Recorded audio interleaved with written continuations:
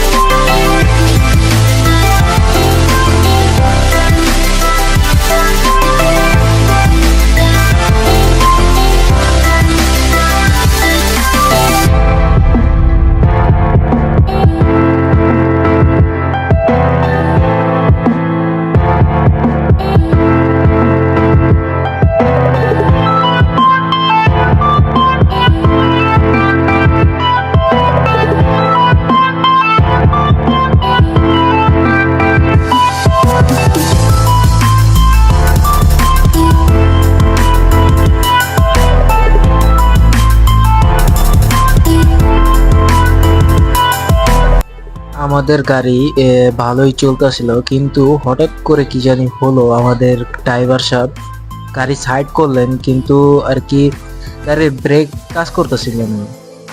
পরে গাড়ি এক জায়গায় দাঁড়া করালেন। পরে দেখুন আমাদের ড্রাইভার সাহেব, ওই যে আমাদের ওদিক দিয়ে হেল্পার আছে, তাকে বলতেছে দেখ ব্রেকের ভিতর মনে হয় ময়লা জমছে, ব্রেকের ময়লাটা পরিষ্কার করতেছে তারা। এই জায়গা থেকে এই সমস্যা শুরু হয়। সে এখান থেকে ব্রেকের ময়লা ঠিক করে, কি তার ব্রেক পুরো জাম হয়ে গেছিল, সে ব্রেক ধরতে পারছিল না। কি সে ব্রেক ধরছিল কিন্তু ব্রেক কাজ করতে পারছিল না, ব্রেকটা কাজ করতেছিল না। এভাবে প্রায় এই জায়গায় আমরা 30 মিনিটের মতো 40 মিনিটের মতো বসে থাকি। তারপর এখান থেকে আমরা একদমই ধীরে ধীরে আর কি একদমই ধীরে ধীরে যাওয়া শুরু করি। মানে ড্রাইভার সাহেব বারবার ব্রেকে চাপ দিতেছিল আর কি, ব্রেক যাতে ভালো মতো লাগে, ব্রেকটা ভালো মতো চেক করতেছিল। এখান থেকে খুবই ধীরে ধীরে আমরা যাচ্ছিলাম। তো ধীরে ধীরে যাচ্ছিলাম, এই জন্য আমি আর কি ভিডিও করিনি। আর খুবই বোরিং লাগতেছিল যে হানিফ গাড়িতে আমরা খুবই এত স্পিডে, ট্রাকও আমাদের ওভারটেক করতেছে, এর জন্য আমি আর ভিডিও করি নাই। তো আপনারা দেখেন আমার পাশে একজন ছিল, সে বলছিল ড্রাইভার সাহেব রিস্ক দিয়েন না, কিন্তু আমাদের ড্রাইভার সাহেব দেখেন সামনে কি করে। সে সামনে দেখবেন 60-70-এ চালায়, সে এরকম ব্রেক নিয়ে আর কি, তার ব্রেকটা আর কি ভালো না। এখানে হেল্পাররা দেখবেন যে ফোনে কথা বলতেছে আর কি, মানে কুমিল্লায় হোটেল ব্রেকে যে আমাদের ব্রেকটা ঠিক করবে সেটার জন্য মিস্ত্রির সাথে কথা বলছিল। আপনারা দেখুন কি হয় সামনে।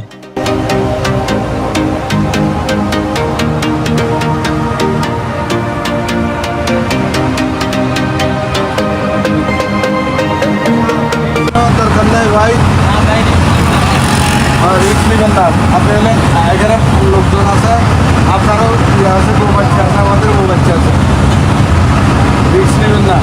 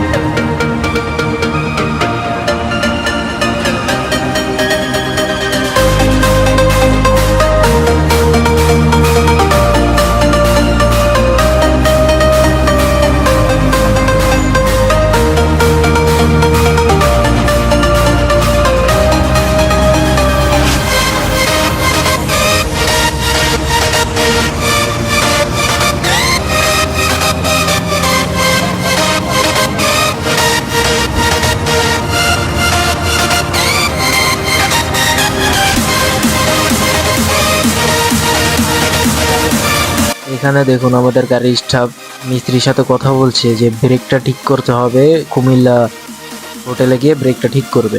আর আমাদের ড্রাইভার সাহেব সে হলো দেখুন কততে গাড়ি টানে, সে 67, 68, 69, 70 এভাবে গাড়ি চালায়।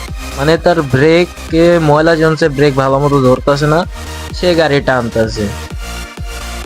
তো আমি খুবই বোরিং লাগতেছিল, আমি পরে ভিডিও বন্ধ করে পরে আমি ঘুমিয়ে যাই। ঘুম থেকে যে আমি কি দেখি তা আমি একদমই কল্পনা করতে পারি না, কারণ ঘুম থেকে উঠে আমি যা দেখি তা কিভাবে বলবো আপনাকে, দেখুন আপনারাই আমি ঘুম থেকে উঠে কি দেখি। রাখো রাখো ভাই, ভাই রাখো আগে মানুষ সামনে।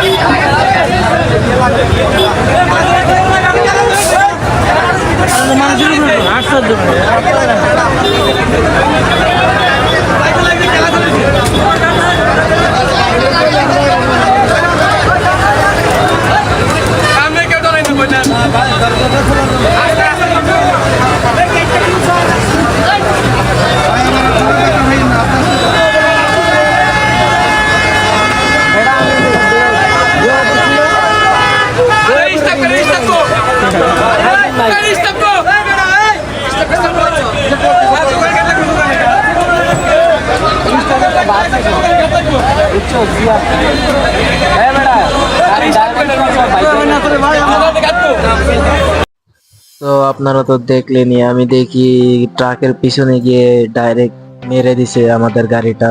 এটা নিশ্চয়ই ব্রেকের জন্য হয়েছে, এটা আমি জানি। তারপর আর কি এখান থেকে আমাদের পিছার একটা গাড়ি আসছিল হানিফের, ওই গাড়িতে উঠিয়ে দেওয়া হয়। 2 নাম্বার গাড়িতে উঠছি আমরা। তারপরে হোটেলে গিয়ে আবার আমাদের এই গাড়িটাকে উঠিয়ে দেওয়া হয়, এটা আমাদের 3 নাম্বার গাড়ি ছিল। এই গাড়িতে উঠে আমরা তারপর